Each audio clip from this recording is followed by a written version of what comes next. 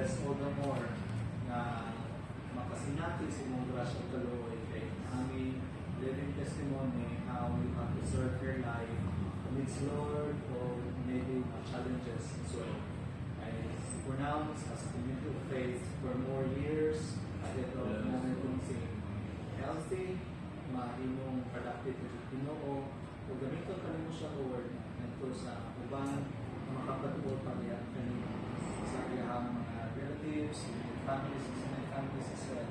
Gamiton siya Lord sa channels of blessing silang bigla kanimo as their personal Lord and Savior o kining truth Lord ila kaning dawaton ikinapway sa mga sa Panginoon. We declare Lord long life nito kaniya.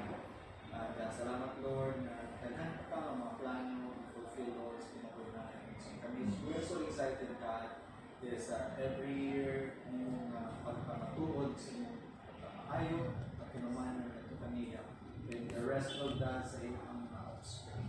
Lord, salamat Israel sa fellowship that we are about to partake Lord sa tables. Paglabalaan natin bless our conversation and may you be glorified and lifted up always. In Jesus' name we pray. Amen. Amen.